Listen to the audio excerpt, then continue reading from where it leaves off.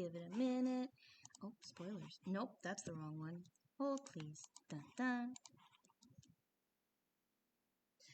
All right, good morning, good morning. Giving this just a second to wake up and figure out what it's doing, and me making sure everything's woken up and figuring out what it's doing. Good morning, good morning. I hope everybody's doing the same thing and waking up. Okay, perfect.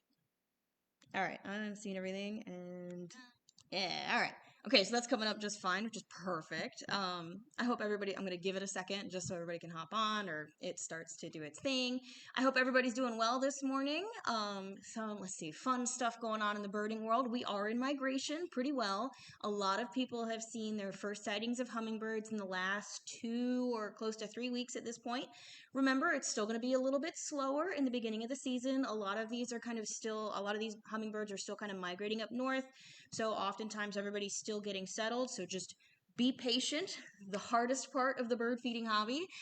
Make sure you're keeping your nectar fresh or just filling up your feeders halfway, quarter of the way. Good morning. You don't need to do anything excessive there.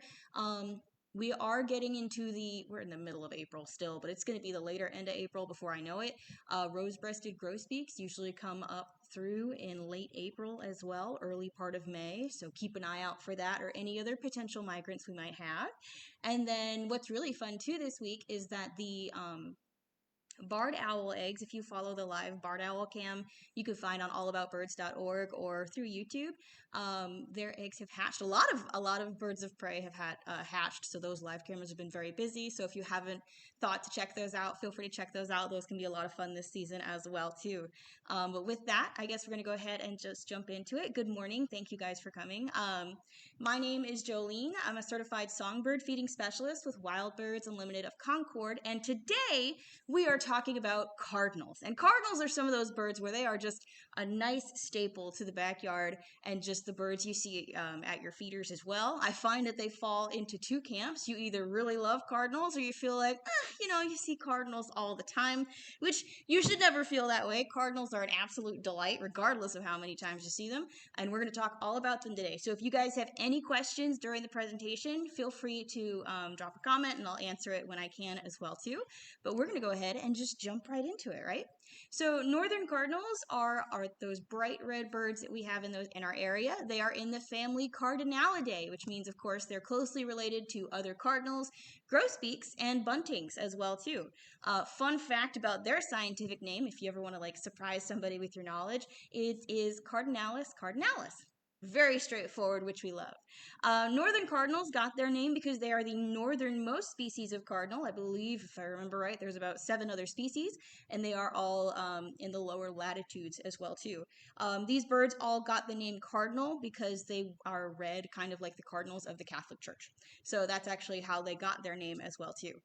For the northern cardinals, these guys prefer more shrubby habitat, so oftentimes you can kind of find them in more open areas if you do kind of have those shrubs in the nearby locations. They can be found in forests, grasslands, marsh edges, suburban areas, and honestly, they're slowly expanding their range too, so they actually can be found year-round in most of the places where they remain. So you've actually it covers a very good portion of the central and eastern parts of the U.S. and actually a very good portion of Mexico as well. And they're also found in Hawaii. There was a population that was brought over to that location, and they've just been there as well too. So when it comes to identifying your cardinals, that is pretty straightforward. We do have a few other red birds that can be found in the summertime, so it is still good, even though it's a cardinal as a cardinal, to kind of pay attention to the things that make a cardinal, right?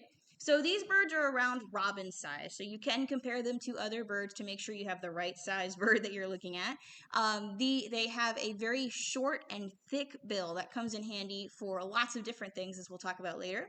They also have a crest which can raise and lower, so it often will raise or lower in excitement or as they're kind of being inquisitive or looking at things as well. So you can have a cardinal with a lowered crest. They also have a very long tail, so it is a very distinctive silhouette with that thick beak, potential crest, and that longer tail. When it comes to their coloration, cardinals are actually sexually dimorphic, which means that both the male and the female are visibly different from each other, so it is very easy to tell them apart. Your males often are that very bright red coloration with that kind of black mask around the beak, while the females are a lighter brown They have red-tipped wings, crest, and a tail as well too. Both of the adults of this species do have that bright orange beak, and the female can have some black around the beak as well too, and it can differ on how large that kind of mask is depending on the individual. When it comes to their song, they have two different sounds that they make. They have a song and they have a call. Again, songs are primarily used during the nesting season, which we are in right now. They're used a lot by males most of the time, but there can be a lot of duets with different species, which can happen with cardinals as well.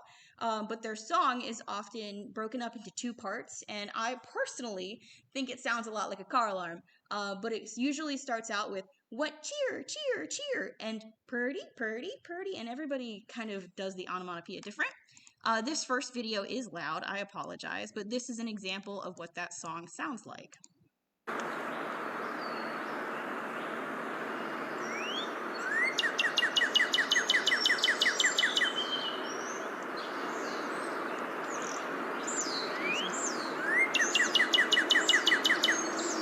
At least I'm hoping that that song was loud. From when I tried to record it yesterday, it seemed pretty loud. So, essentially, yeah, so it's kind of broken up into those two parts of the song, but it's very distinct as well. And then they also have a call, which calls can be distinctive, but you have to have a good ear for it. It's a very simple chip. I forgot to maximize that a second ago.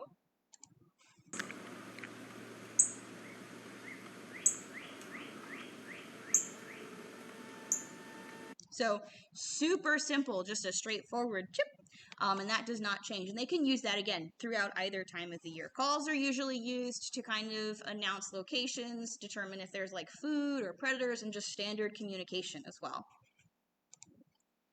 So there's actually two species of, I'm going to say cardinals in the states as well too. So we have our Northern Cardinal, which again has that range through half of the states. And then we also have the Pyrrhuloxia. For those of us in the East, we will never see this bird. For those of you that live in West Texas and some of the surrounding states, you have a chance. So essentially, these birds are both in the same family.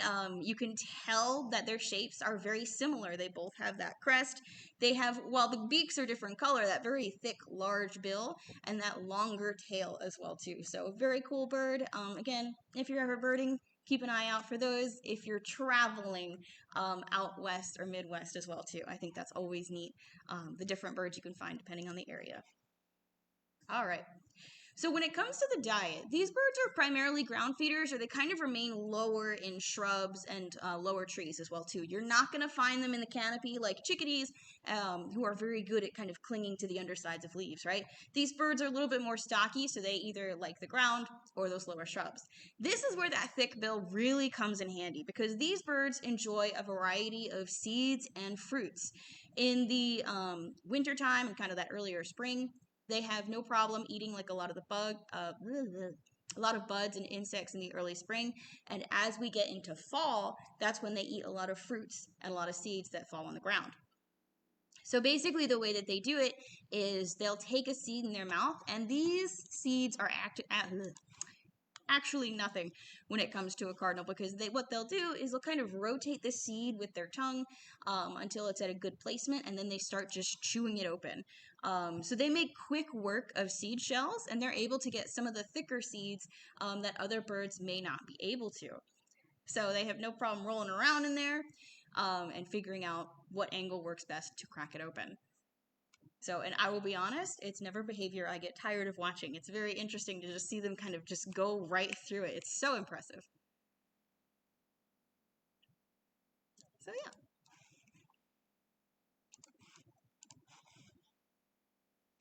So, not only do they focus on a lot of seeds, but they'll also take advantage of different fruits from trees, shrubs, and different vines.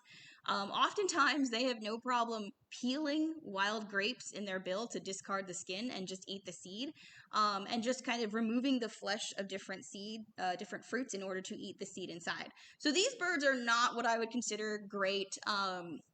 You know how like robins will just eat the whole fruit and then they deposit that somewhere else, and then that whole plant will just sprout somewhere?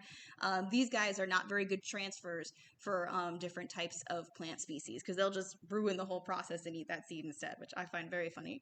And In the summertime, they switch to a little bit more of that insect activity. So again, anything from beetles, leafhoppers, spiders, caterpillars, for sure, they'll just take advantage of that as well too, because in the summer that is great protein. And there's also a very important reason for why these birds eat such a varied diet and focus on different things. And that is because it actually affects their feather color. So fun fact, cardinals are not naturally red. They have to obtain that pigmentation from the food that they eat. And that food usually contains something called a carotenoid. Carotenoids are pigments that produce red, yellow, and orange. And oftentimes these are obtained from eating fruits and insects, often in their fall diet. And basically what will happen is when these birds molt in the fall, those pigments are kind of I do not have any words today. We all know how this goes. If you've seen me once, you've seen me do this all the time. But essentially, those pigments are deposited in the feathers as they molt in like the late summer, early autumn. So basically, how red a cardinal is shows how good of an access to those resources that it has. So redder males have better access to quality resources. And they oftentimes will have like better body condition or better feather condition as well too. So a lot of the times the females are usually looking for a very bright red cardinal, or one that shows, oh, they have a great access to resources, which means that if we have kids, those kids will have great resources as well. So it basically helps with kind of that body condition sustainability and the chances of their young surviving as well. Good morning. Thanks so much for coming in. I appreciate it. So that's also really interesting. There have been some studies that also show that redder females also have better body condition, and that there's the potential for like the size of their mask to also kind of correlate with like their aggression or how territorial they are. But it kind of varies. So that's something that's being looked into as well too, which I find really interesting. And of course, with anything, there's always the chance for atypical coloration. So this is when basically there's a mutation. Nothing horrible, it just makes a little bit of a difference in the body. So instead of producing those red pigmentations, a cardinal may produce more yellow pigmentations, in which case you have something like our yellow cardinals, which I know we actually have a customer that has a yellow cardinal that stops by every now and then, which is really cool. But of course, I do not remember where they live, like in the general area. So you never know when that happens. It is just something that happens naturally in nature. And honestly, I think with a lot of people kind of paying more attention to bird feeding, and potentially with like those bird feeder cameras, we may notice a lot more of that atypical coloration as it goes on, just because that's what happens and we have more visibility to it, which is really cool. Another one that people often might see is leucistic or leucism in different individuals, and this is when the pigmentation is essentially much paler, or there's more like kind of white pigmentation, or there's a lack of pigmentation essentially. So you might have a pink cardinal, or you have one that has spots of white, or something just isn't quite right with that pigmentation. So really interesting. And a lot of other birds that have that kind of red coloration also have to go through this process of determining what food will kind of provide that pigmentation during that molting season, which I think is really cool. I never get tired of learning about that process. So once the cardinals have kind of paired off, there's usually a lot of courtship that follows. One that's very popular among cardinals is courtship feeding, where the male will technically get some food and feed the female, and it looks like a cute little kiss. It's very fun if you ever get the chance to see it. And then actually something that I've never seen but that male cardinals do is they'll often perform displays that show off their crest and wing feathers. So they kind of will do a little bit of a dance for the female in order for her to kind of see what's going on. And somebody actually recorded that. Again, it's not the most clear quality for some of you, but again, when you're bird watching, you're not always going to get that clear quality. So if you ever see a behavior that kind of looks like this, where you see he's shuffling his wings a little bit, he's showing off his crest, he's just kind of moving around and bowing, he's showing off those feathers for the female to determine if they want to court this year essentially and mate together and have those eggs this season. So really cool. If you ever get the chance, I actually saw on the way here, saw two mockingbirds kind of do performing a different thing for territory this morning. I got so excited. But there's a lot of different different displays and different things you can see this time of year, because everybody's very territorial and a little bit spicy today, or just during the nesting season, which can be a lot of fun. So Okay. And then another thing that they'll do is once they've paired off, they will also perform duets. So oftentimes you can hear one cardinal sing, and then you can listen, and oftentimes you hear another cardinal respond. So cardinals are actually really fun because they perform duets, which not every species does.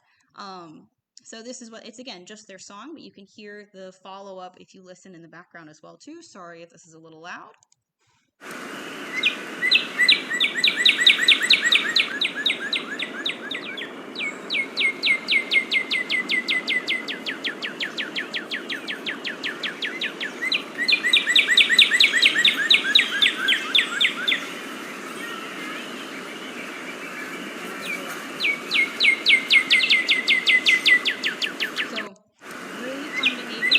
This is the time of year where listening does you a lot of favors, just because you never know what kind of conversations are happening in the background.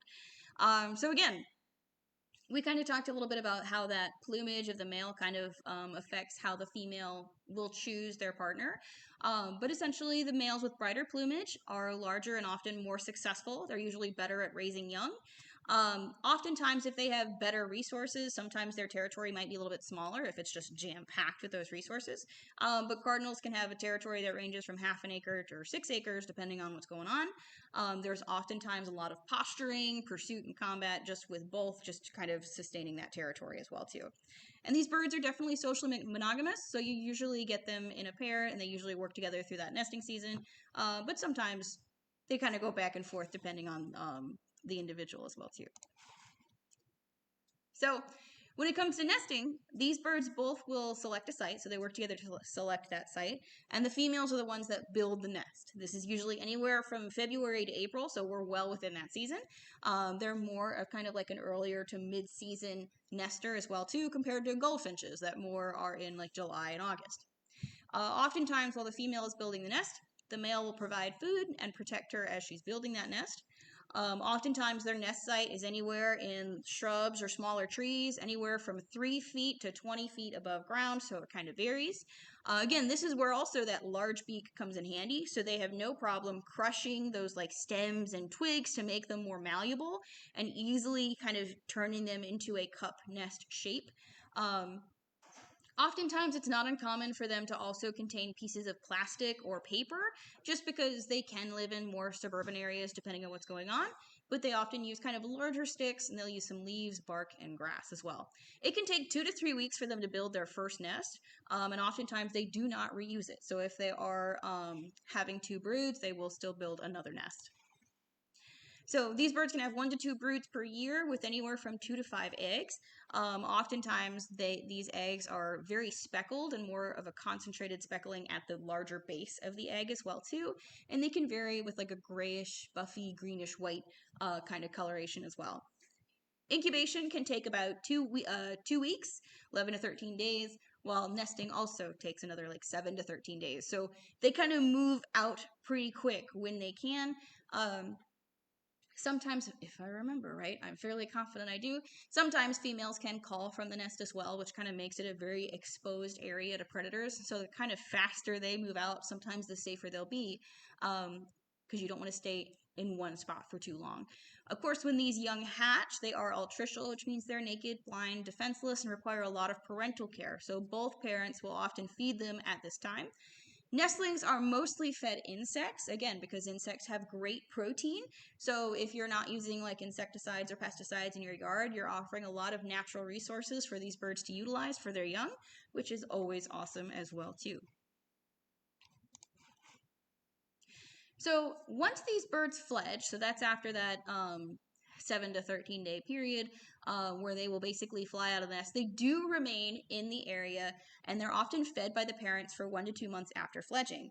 Keep in mind, we are definitely starting to get into baby bird season, so we're going to be dealing with a lot of nestlings, a lot of fledglings, and a lot of, oh my god, they're unsupervised, who let them out of the house? Essentially, things that you want to look for if you're concerned if the nestling or fledgling is abandoned or in danger, essentially.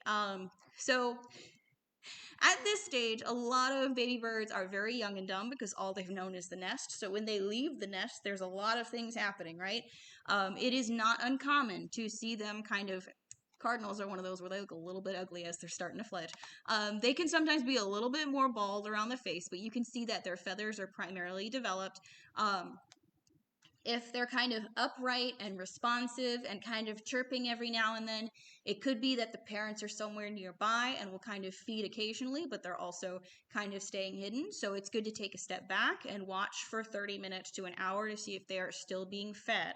That is something that normally happens. It's a very common behavior, and that is okay. If you see a bird that is very much less feathered and you know the nest that it came from, you can usually return that bird back to the nest site if at all possible.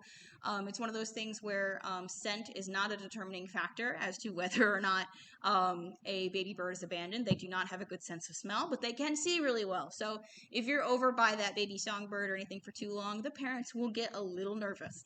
So just kind of keep that confrontation a little bit limited when possible. There are also rehabbers in the area, so if you have a baby bird that's kind of like really not doing well, eyes closed, if there's fly eggs, if it's not very responsive or anything like that, you can oftentimes call a rehabber who will help you out. Birds are very different when it comes to care, so I do not recommend bringing them in and trying to give them any food or water. Just kind of put them in a box, keep them somewhere warm, go with that until you can get the assistance that you need. But oftentimes when they're fledged, they're just there doing their thing. So that can be a very common occurrence. Oftentimes, when they finally fledge, they're very similar to the females. They have that kind of brown coloration and that light tint on the wings, the crest, and the feathers on the tail. You'll notice the crest is very sad looking. It doesn't look as full as like your adult crests, and that's a normal thing. They're still getting all their feathers and still working it out. Very common distinction of like your juvenile cardinals versus your adult cardinals. They do not have that orange beak yet. So it's really fun to see. They look exactly like a cardinal, except their beak is a little weird. So keep that in mind as you see them and watch what's going on. Again, as they're feeding them, the parents feed them for longer. Oftentimes, the last brood of the season gets fed for longer, and oftentimes the care may be divided between parents. So you can see both the male and female taking care of some of the young as well. Anytime you see this wing fluttering movement,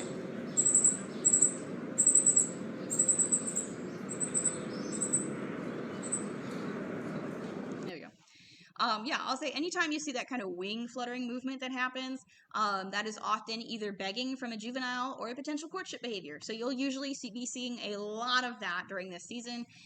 Younger ones, even as they're no longer being fed, as they're kind of weaned off of that behavior, they will still kind of beg in an attempt to get fed, and the parents may ignore them because they're old enough, and that's okay. It's one of those learning curves.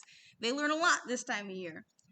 So oftentimes, cardinals are usually very local. It's not uncommon to have them year-round in a location. They don't usually travel too far, but they can travel an average of like 37 miles in their first year in an attempt to kind of get established in the general area as well and find their own territory.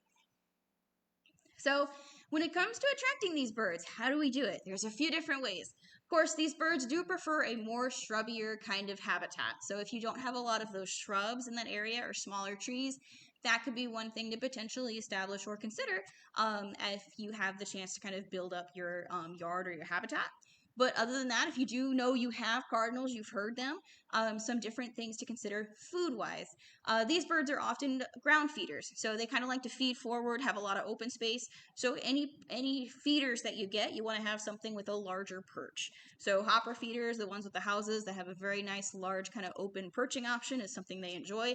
Tray feeders are great for everybody, and it's like the charcuterie board of the bird world because you can put any type of food in there: sunflower, peanuts, millet, fruit, goodness, like whole peanuts. Like you can do whatever you want. You can kind of test run it. That's great for both ground feeders, perching birds, anybody, and any bird of any size, which is really fun. So that's always a great option. It's got great visibility. Sometimes makes your birds more comfortable because they can see everything that's going on for them, which is great. Tube feeders with a tray can also work. Usually these smaller perches aren't great for your larger birds. It's harder for them to kind of tilt over depending on the species. So having a tray that is a larger tray on the bottom or something that can be attached there is a great option as well too if you really want to focus on a feeder for your cardinals and get them at eye level. Other options include different food items. So these birds are absolute suckers for black oil sunflower or safflower. So we have a supreme blend that's a mix of different types of sunflower, sunflower chips, and safflower. Great option to attract your cardinals. Safflower on its own is also a great option. It's a three-sided tough shell that is easy for cardinals to crack open. Other birds like house finches, chickadees, and cardinals will go for it as well too. Not so much great for your insect eaters like bluebirds or wrens, but it's a nice problem solver because it is also usually bitter to squirrels, so it's a nice frontline defense option if you're trying to keep the squirrels out of the feeders. And it's also disliked heavily by grackles and starlings, which are often in this area this time of year. So if you're having issues with grackles or starlings, using just safflower is a great option to deter them. You might reduce the activity of birds that you're getting just because it attracts a smaller variety. But if all you were getting before was grackles, and I know some of you don't like that, then that might be a good thing to consider there. And of course, a really good blend for your cardinals is the cardinal confetti, which basically has everything that a cardinal could possibly go for throughout the year.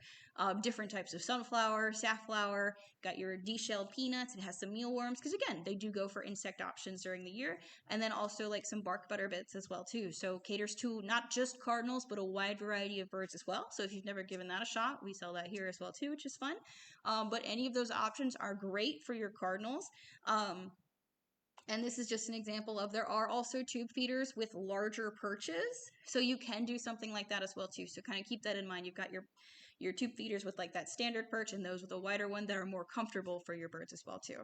And another thing to consider as well is native plants. So if you're looking on kind of expanding your range or learning more about what's in your yard, there's a variety of smaller trees, shrubs, and grasses that these birds will go for. So audubon.org/native hyphen plants has a great resource where you can basically look up your zip code and see kind of what options are available there too for your different bird species as well. So feel free to check that out. For any of you that are coming in store today, I do have a coupon for you if you'd like to use it. You can get $5 off a purchase of $25 or more. Coupon code is Cardinal. You can either do that for an in-store or a phone order as well. Only available today. We are also doing a second viewing of this presentation at 11 a.m. I will also be moving this presentation over to YouTube, so if you want to check it out later or you want to send it to a friend, it will be available there as well.